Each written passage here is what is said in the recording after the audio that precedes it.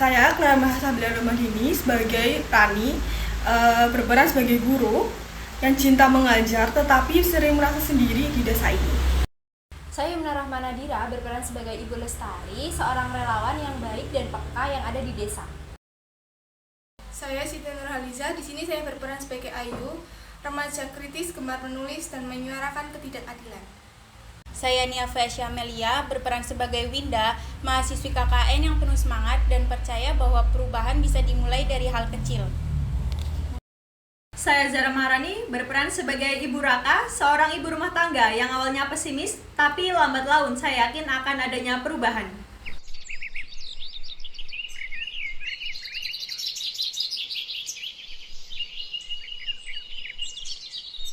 Saya pengen tahu, apa sih yang kalian rasakan menjadi warga yang belum tersentuh bantuan? Saya ngerasa capek banget, bukan cuma capek badan, tapi juga capek ngerasa tertinggal terus.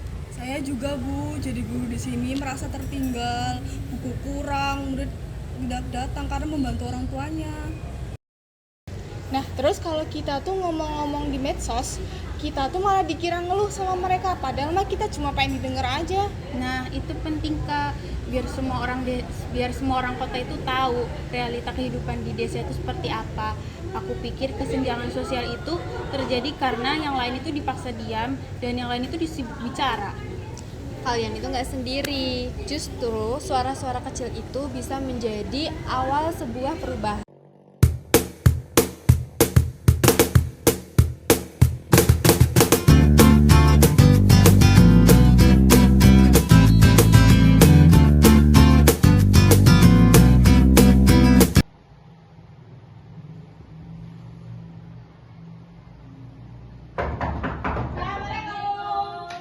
Waalaikumsalam. Ya ampun ramai banget. Halo Bu, kami di sini Halo. ngobrol-ngobrol loh, kita Boleh, mau jajan. ayo masuk ya ampun ramainya, suka deh begini. Aduh maaf ya berantakan ya. Iya, Silakan apa-apa. tumben banget sih, ada apa? Ya ampun. Bu, kita makan bareng-bareng nih, kita dibawa banyak jajan loh. Iya makasih ya ampun, baik-baik banget. Ini enak banget ini donatnya.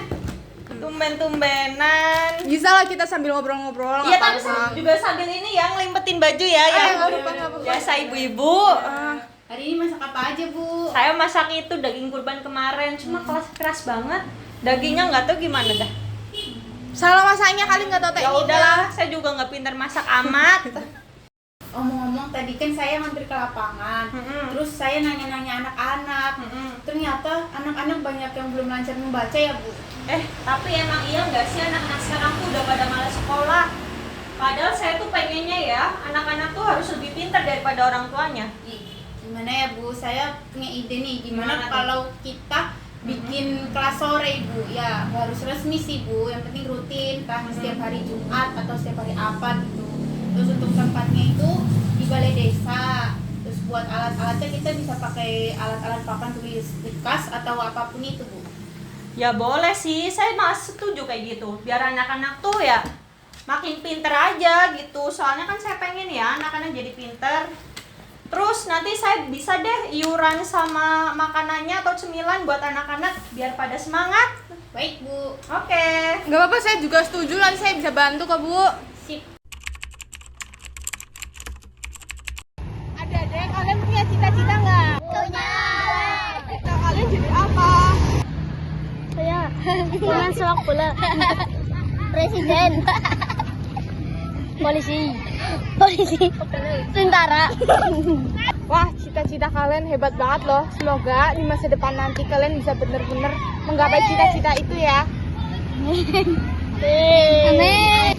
Nih saya bawa jajan ya buat anak-anak yang udah mau sekolah sore. Lumayan ini buat cemilan ya.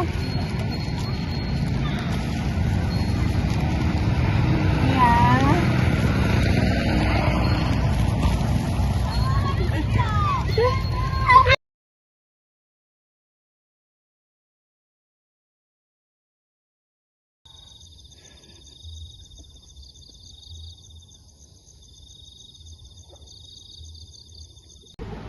Oh ya Bu Raka, kita bisa mulai dari hal-hal yang kecil seperti membuat kelas 2 kali dalam 1 minggu. Nanti Rani itu bisa menjadi pengajar, kemudian Dinda bisa membantu dalam dokumentasi, dan Ayu itu bisa mengatur jadwal kelasnya seperti itu. Nah, saya kalau gitu setuju Bu. Nanti saya sama ibu-ibu yang lain bisa bantu buat ya kasih cemilan lah ya buat anak-anak biar makin semangat. Dan nanti saya bakal kirim dokumentasi ke kampus dan ke media supaya semua orang tuh tahu bahwa desa ini bangkit karena warganya sendiri. Oke, nanti kita ngabarin Rani juga dan yang lain untuk mempersiapkan kegiatan ini. Oke, siap deh.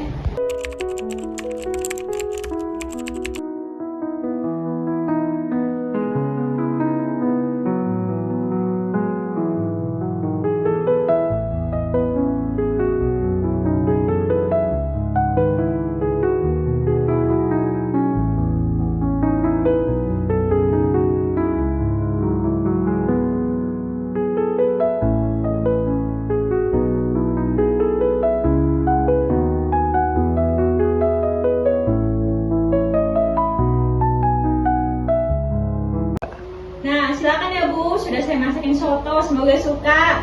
Iya, makasih. Iya, Kepo. iya, aman-aman.